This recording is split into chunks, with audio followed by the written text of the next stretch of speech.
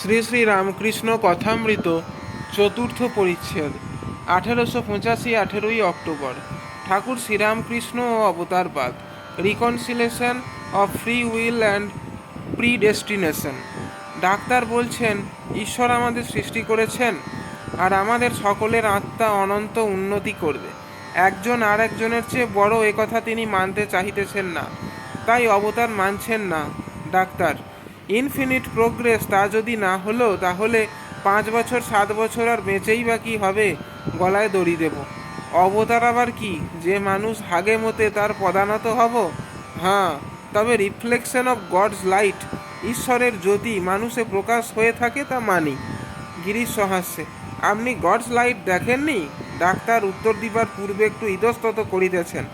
কাছে একজন বন্ধু বসিয়াছিলেন, আস্তে আস্তে কি বলিলেন। ডাক্তার, আপনিও তো প্রতিবিম্ব বই কিছু দেখেন নাই। Girish, I see it, I see the light. Shrikrishna যে অবতার প্রমাণ করব, না হলে জিভ কেটে ফেলব। শ্রীরামকৃষ্ণ, এসব যা কথা হচ্ছে কিছুই নয়, এসব বিকারের রোগীর খেয়াল। বিকারের রোগী বলেছিল, এক জালা জল খাবো, এক হাঁড়ি ভাত খাবো। বদ্যি বললে, আচ্ছা আচ্ছা খাবি, পথ্য পেয়ে যা বলবি তখন করা যাবে। যতক্ষণ কাঁচা ঘি ততক্ষণই কলকলকলানি শোনা যায়, পাকা হলে আর শব্দ থাকে না। যার যেমন মন ঈশ্বরকে সেই রূপ দেখে। আমি দেখেছি বড় মানুষের বাড়ির ছবি, কুইনের ছবি আছে, আবার ভক্তের বাড়ি ঠাকুরদের ছবি। লক্ষণ বলেছিলেন, রাম যিনি স্বয়ং বশিষ্ঠদেব, তার আবার পুত্র শোক। রাম বললেন, ভাই, যার জ্ঞান আছে তার অজ্ঞানও আছে, যার আলোবোধ আছে তার অন্ধকার বোধও আছে। তাই জ্ঞান অজ্ঞানের পার হও, ঈশ্বরকে বিশেষ রূপে জানলে সেই অবস্থা হয়, এরই নাম বিজ্ঞান। পায়ে কাঁটা ফুটলে আরেকটি কাঁটা জোগাড় করে আনতে হয়, এতে সেই কাঁটাটি তুলতে হয়, তোলার পর দুটি কাঁটাই ফেলে দেয়। জ্ঞান দিয়ে অজ্ঞান কাঁটা তুলে জ্ঞান অজ্ঞান দুই কাঁটাই ফেলে দিতে হয়। পূর্ণ জ্ঞানের লক্ষণ আছে, বিচার বন্ধ হয়ে যায়। যা বললুম কাঁচা থাকলেই ঘিয়ের কলকলানি। ডাক্তার, পূর্ণ জ্ঞান থাকে কি? সব ঈশ্বর। তবে তুমি পরমহংসগিরি করছো কেন? আর এরাই বা এসে তোমার সেবা করছে কেন? চুপ করে থাকো না কেন? শ্রীরামকৃষ্ণ সহাস্যে, জল স্থির থাকলেও জল, হেললে দুললেও জল, তরঙ্গ হলেও জল। আরেকটি কথা, মাহুত নারায়ণের কথাই বা শুনি কেন? গুরু শিষ্যকে বলে দিয়েছিলেন সব নারায়ণ। পাগলা হাতি আসছিল, শিষ্য গুরুবাক্য বিশ্বাস করে সেখান থেকে সরেনি। হাতি ও নারায়ণ, মাহুত কিন্তু চেঁচিয়ে বলছিল, সরে যাও সরে যাও। শিষ্যটি সরে নাই, হাতি তাকে আছাড় দিয়ে চলে গেল। প্রাণ যায় নাই, মুখে জল দিতে দিতে জ্ঞান হয়েছিল। যখন জিজ্ঞাসা করলে, কেন তুমি সরে যাও নাই? সে বললে, কেন, গুরুদেব যে বলেছেন সব নারায়ণ। গুরু বললেন, বাবা, মাহুত নারায়ণের কথা তবে শুনো নাই কেন? তিনিই শুদ্ধ মন শুদ্ধ বুদ্ধি হয়ে ভিতরে রয়েছেন। আমি যন্ত্র, তিনি যন্ত্রী, আমি ঘর, তিনি ঘরণী, তিনিই মাহুত নারায়ণ। ডাক্তার, আর একটা কথা বলি, তবে কেন বলো, এটা সরিয়ে দাও। শ্রীরামকৃষ্ণ, যতক্ষণ আমি ঘট রয়েছে ততক্ষণ এইরূপ হচ্ছে। মনে করো মহাসমুদ্র অধ ঊর্ধ্ব পরিপূর্ণ, তার ভিতরে একটি ঘট রয়েছে। ঘটের অন্তরে বাহিরে জল, কিন্তু না ভাঙলে ঠিক একাকার হচ্ছে না। তিনিই এই আমি ঘট রেখে দিয়েছেন। ডাক্তার, তবে এই আমি যা বলছো এগুলো কি?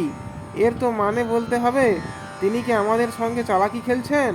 গিরিশ মহাশয়, কেমন করে জানলেন চালাকি নয়? শ্রীরামকৃষ্ণ সহাস্যে, এই আমি তিনিই রেখে দিয়েছেন, তার খেলা, তার লীলা। এক রাজার 4 বেটা, রাজার ছেলে, কিন্তু খেলা করছে কেউ মন্ত্রী, কেউ কোটাল হয়েছে। এই সব রাজার বেটা হয়ে কোটাল কোটাল খেলছে। ডাক্তারের প্রতি, শোনো, তোমার যদি আত্মার সাক্ষাৎকার হয় তবে এই সব মানতে হবে, তার দর্শন হলে সব সংশয় যায়।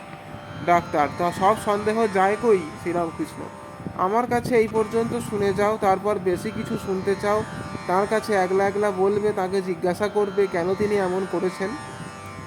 ছেলে ভিখারিকে 1 কুনকে চাল দিতে পারে, রেল ভাড়া যদি দিতে হয় তো কর্তাকে জানাতে হয়।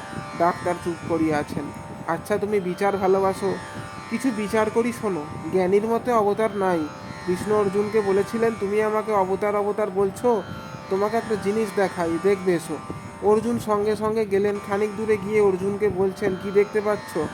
অর্জুন বললেন, একটি বৃহৎ গাছ, কালো জাম থলো থলো হয়ে আছে। শ্রীকৃষ্ণ বললেন, ও কালো জাম নয়, আর একটু এগিয়ে দেখো। তখন অর্জুন দেখলেন থলো থলো কৃষ্ণ ফলে আছে। কৃষ্ণ বললেন, এখন দেখলে আমার মতো কত কৃষ্ণ ফলে রয়েছে। কবীরদাস শ্রীকৃষ্ণের কথায় বলেছিল, তুমি গোপীদের হাততালিতে বানর নাচ নেচেছিলে। যত এগিয়ে যাবে ততই ভগবানের উপাধি কম দেখতে পাবে। ভক্ত প্রথমে দর্শন করলে দশভুজা, আরও এগিয়ে দেখলে ষড়ভুজা, আরও এগিয়ে গিয়ে দেখছে দ্বিভুজ গোপাল। যত এগুচ্ছে ততই ঐশ্বর্য কমে যাচ্ছে।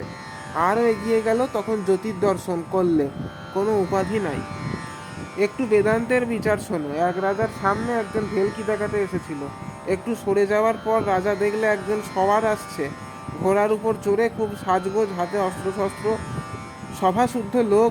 আর রাজা বিচার করছে, এর ভিতর সত্য কি? ঘোড়া তো সত্য নয়, সাজগোজ অস্ত্রশস্ত্রও সত্য নয়। শেষে সত্য সত্য দেখলে যে সোয়ার একলা দাঁড়িয়ে রয়েছে। কি না ব্রহ্ম সত্য, জগৎ মিথ্যা, বিচার করতে গেলে কিছুই টেকে না। ডাক্তার, এতে আমার আপত্তি নাই। শ্রীরামকৃষ্ণ, তবে এই ভ্রম সহজে যায় না, জ্ঞানের পরও থাকে। স্বপনে বাঘকে দেখেছে, স্বপন ভেঙে গেল, তবু বুক দূর দূর করছে। খেতে চুরি করতে চোর এসেছে, খড়ের ছবি মানুষের আকার করে রেখে দিয়েছে ভয় দেখাবার জন্য। চোরেরা কখনো কোনো মতে ঢুকতে পারছে না। একজন কাছে গিয়ে দেখলে খড়ের ছবি, এসে ওদের বলল ভয় নাই, তবু ওরা আসতে চায় না, বলে বুক দূর দূর করছে। তখন ভুঁয়ে ছবিটাকে শুইয়ে দিলে, আর বলতে লাগলো, ওই কিছু নয়, ওই কিছু নয়, নেতি নেতি।